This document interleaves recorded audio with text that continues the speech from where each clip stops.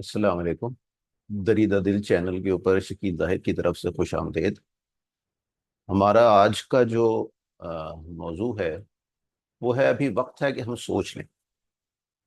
روزنامہ ڈان کی 11 اکتوبر 2024 کی اشاعت میں خبر شائع ہوئی ہے کہ پنجاب کی 5 یونیورسٹیوں کے وائس چانسلروں کی تعیناتی کا عمل روک دیا گیا ہے، کیونکہ جن لوگوں کی سفارش سلیکشن کمیٹی نے کی تھی ان کی سیاسی ہمدردیاں موجودہ حکومت کو پسند نہیں آئی تھی۔ انٹیلیجنس کی رپورٹ سے یہ بات معلوم ہوئی کہ ان لوگوں کی سیاسی ہمدردیاں قابل ستائش نہیں ہیں۔ سلیکشن کمیٹی نے امیدواروں کے انٹرویو اسی سال اگست میں کیے تھے۔ اس کے بعد وزیر اعلیٰ پنجاب نے منتخب امیدواروں کے انٹرویو بھی کیے۔ یہ خبر اگر یہ سچ ہے، یہ بتاتی ہے کہ ہمارے ملک میں اعلیٰ تعلیم کے مستقبل نہ صرف تاریک ہے بلکہ مجھ سے پوچھیں تو کوئی مستقبل ہے ہی نہیں۔ ایسا نہیں ہے کہ یہ پہلا موقع ہے کہ یونیورسٹیوں کے وائس چانسلر ذاتی پسند ناپسند، تعلقات، رشتہ داریوں، دوستیوں، سیاسی مصلحتوں کے تحت لگائے جا رہے ہیں۔ ایک عرصے سے یہی صورتحال چل رہی ہے۔ اس کا نتیجہ یہ نکلا ہے کہ ملک میں اعلیٰ تعلیم کا جنازہ نکل گیا ہے۔ ہمارے ملک کی سرکاری یونیورسٹیوں کے اعلیٰ تعلیم یافتہ نوجوان علم، معلومات، ہنر سب میں پیدل ہوتے ہیں۔ وہ لوگ محض رٹو طوطے ہوتے ہیں جنہیں صرف نمبر حاصل کرنے اور امتحان پاس کر کے ڈگری لینے سے غرض ہوتی ہے۔ جب یہ نوجوان کسی مقابلے کے امتحان میں بیٹھتے ہیں تو دودھ کا دودھ اور پانی کا پانی ہو جاتا ہے۔ ایم اے انگریزی بھی درست انگریزی کا ایک صفحہ نہیں لکھ پاتا۔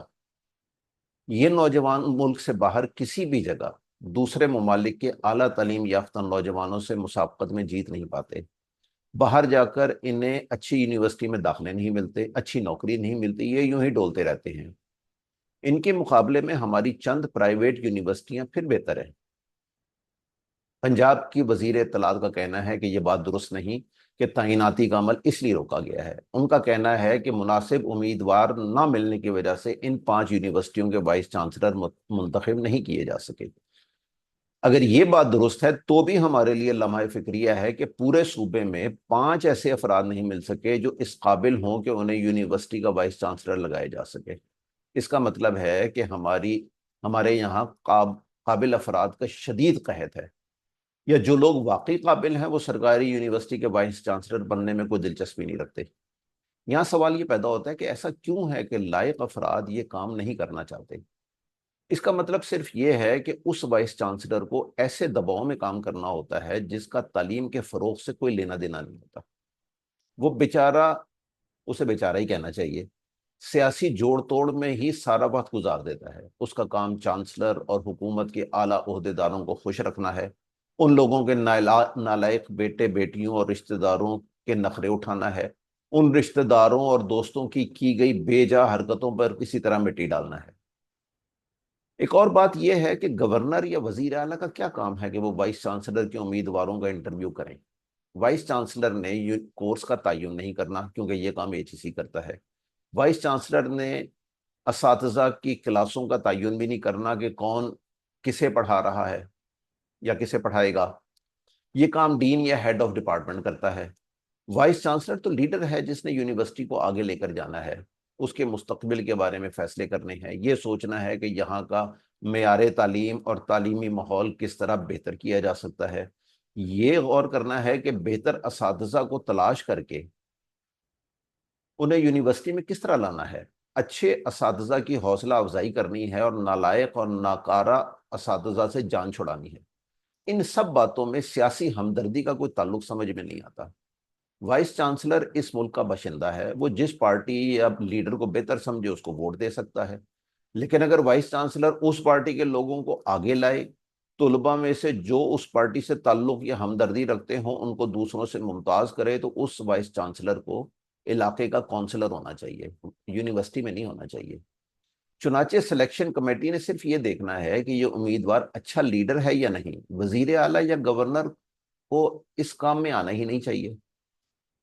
روزنامہ ڈان کی 15 اکتوبر 2024 کی اشاعت میں خبر شائع ہوئی کہ امریکی خلائی تحقیقاتی ادارے ناسا نے مشتری کے ایک چاند پر زندگی تلاش کرنے کے لیے ایک مشن روانہ کیا ہے۔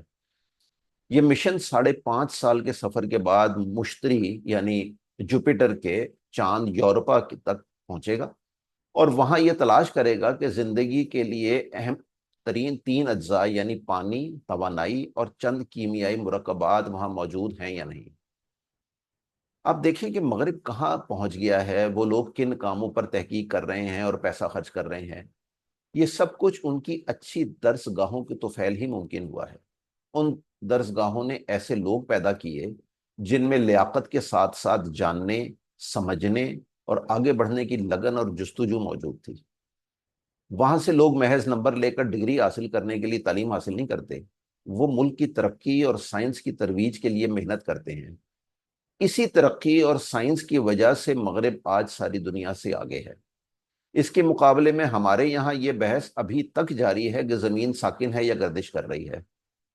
اس سے یہ پتہ چلتا ہے کہ ہمارے یہاں تعلیم کے معیار کا نہ صرف جنازہ اٹھ گیا ہے بلکہ اسے دفنا کر فاتحہ بھی پڑھ لی گئی ہے۔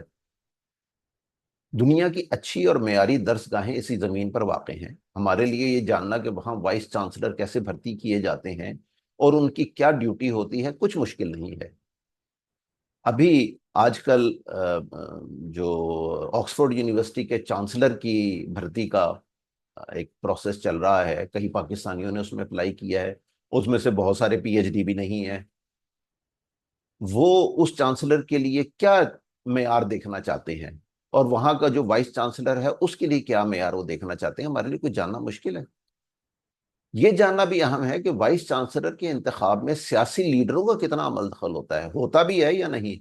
لیکن ساری بات نیت کی ہے۔ اگر ہمارے لیڈروں کی نیت یہ ہو کہ ملک میں تعلیم کو فروغ دینا ہے، اس کے لیے اپنی لیڈری کو ایک طرف رکھ دینا ہے، تو کچھ بھی ممکن ہے۔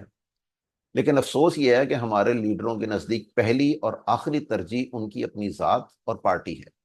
وہ لوگ ان چیزوں سے اوپر اٹھنے کی صلاحیت ہی نہیں رکھتے۔ جب یہ ہوگا تو ملک قیامت تک ترقی نہیں کر سکے گا۔ سائمن سائنک ایک مشہور مصنف ہیں جنہوں نے ایک کتاب لکھی ہے جس کا عنوان ہے لیڈرز ایٹ لاسٹ، یعنی لیڈر آخر میں کھاتے ہیں۔ ہمارے یہاں لیڈر آخر تک کھاتے ہیں۔ تو جب یہ والی سوچ یعنی لیڈر آخر میں کھاتے ہیں، جب تک یہ سوچ ہمارے لیڈروں میں نہیں آئے گی اس وقت تک ملک اسی طرح اللہ توکل چلتا رہے گا۔ ہم کبھی بھی کہیں بھی نہیں پہنچ سکیں گے اور دنیا کے سارے ہی ممالک ہم سے آگے نکل جائیں گے۔